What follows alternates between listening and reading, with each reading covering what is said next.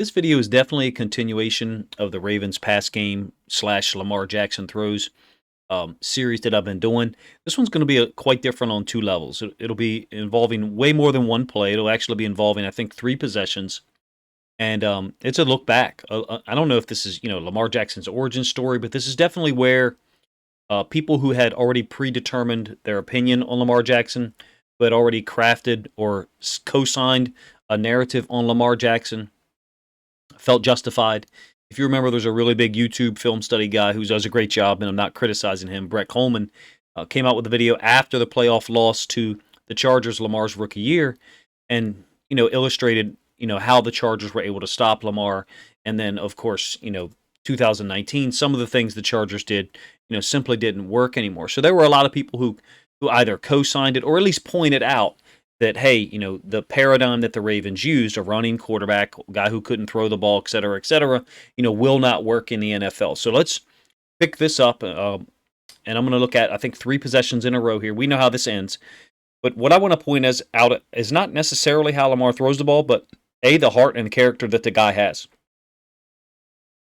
At this point, he's been exposed. And when I say exposed, I don't mean necessarily, that you can't throw, that you can't do these things, but exposed as in laid out in front of everyone at home that what you're doing right now is not working. The previous six possessions, I believe, had produced 2 first downs and 20 total offensive plays.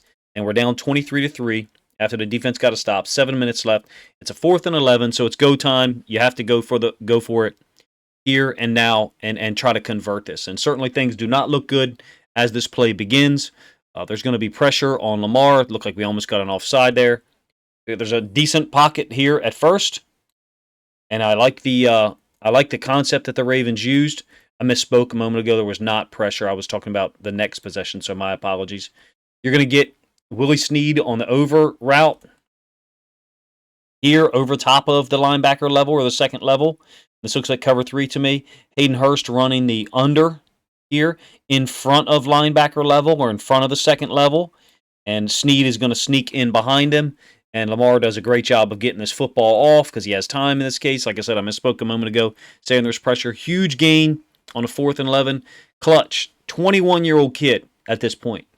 Woefully unprepared for some of the things that he saw that day.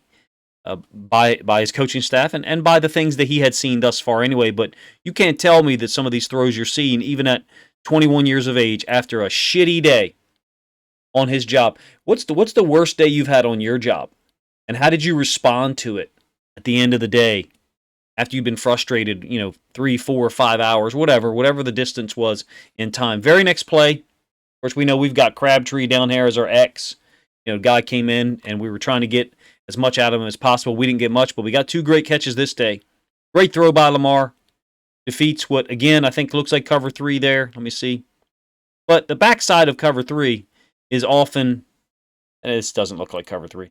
Actually, the backside of cover 3 is often man anyway, if it's a single receiver side. So you've got 1, 2, 3 receivers up here.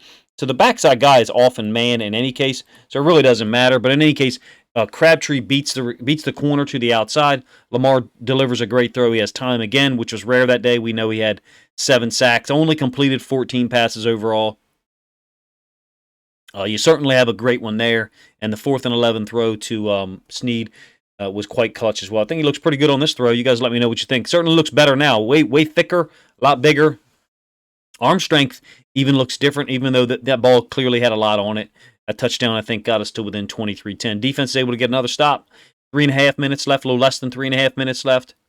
2nd and 10. This is the one that I was describing. This is going to be, I believe, a completion to Kenneth Dixon. I think he had 3 completions to Kenneth Dixon on this drive and 2 short completions to Mark Andrews. In any case, the play breaks down and we'll give you the end zone angle. And you can see that everybody's locked up, man. Here, way up top there. And then someone's locked up on Kenneth Dixon. There's a little bit of separation here. Looks like this guy's trying to run onto this open space here. Lamar doesn't see it because he's got a lot of guys in his face. Maybe you shouldn't throw this football. Maybe you shouldn't throw this football. Maybe I shouldn't throw this football. But Lamar Jackson, even at age 21, on the worst day that he's ever had in the NFL as a passer, is able to make a play like this. I just think it should. Look at Orlando Brown knocking the crap out of somebody, by the way. I just think it shows tremendous character. This was the moment when I already really liked Lamar when he got drafted. Me and some friends were hoping he went to the Ravens. But where our first pick in round 1 was with Hayden Hurst, I didn't think we were going to take him there. We certainly did not. And when we did get him near the end of the first round, I was ecstatic. But this moment here, even though he played horrible, I was proud. And I know this sounds ridiculous. I'm just a fan. But he's 21 years old. And at the time of this game, I was an old man. I was an old man then. I still am an old man now.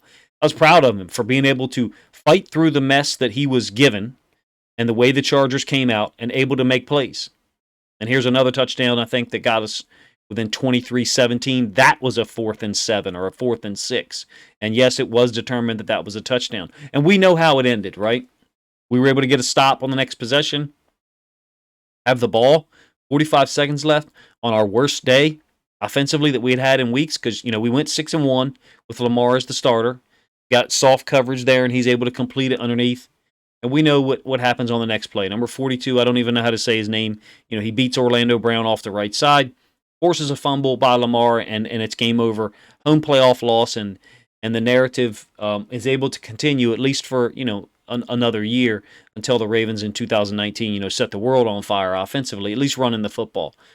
Let me know what you think. This isn't really a commentary and a film study of Lamar throwing the ball throughout the entire day. Thought he was under a ridiculous amount of pressure. I thought the Chargers up front were way better than us. To be honest with you, 7 sacks kind of illustrates that. And even 2 of the throws that I showed you today, you see where Lamar Jackson is running for his life just to try to get the football off. And I thought that was a consistent thing. And I don't, do I blame him for the way he played that day? Yeah, of course. He's a man. He owned up to it, and he got better. And I look back on that game sometimes and just it's a moment when I think that a lot of people showed you who they really are, and he did that day. He did that day by A, not giving in mentally, by B, not giving in to the negativity. If I remember correct, and you guys can correct me in the comments section, I know Josh Hoffman will be one of them that'll remember this. I believe that Flacco and Lamar had an interaction at halftime where something went down like Flacco saying to him, hey, don't worry, don't listen to the crowd, keep being you, you're the one that got us here, or something like that, and Lamar saying that, it made him feel emboldened and made him feel confident. Maybe I'm not remembering all of that correctly, but I know that there was a lot of positivity, that Lamar brought to the team and has continued to bring to the team. And this game, even though we lost, I thought he showed a hell of a lot of heart, especially in that fourth quarter, giving us at least getting us the ball back, the defense getting us the ball back, by him getting 2 scores, 2 touchdown passes to Crabtree after he was really, really bad throwing the football in the first 3.5 quarters. Let me know what you guys think of the video. Probably be my only look back at 2018. Maybe take one look at his first game as a starter, which I believe was against Cincinnati in week 12. And I think he threw for 150 and ran for 119 or something like that in his first start. That might be the only other one that I would look at in 2018. A couple of people had requested checking out, some of the playoff losses, and maybe I'll go back and look at some of the things that the Chargers did defensively. I broke it down on 2 channels ago for me on YouTube. Let me know what you guys think of my film study and what you think of my thoughts in terms of the heart and the character that Lamar showed that day.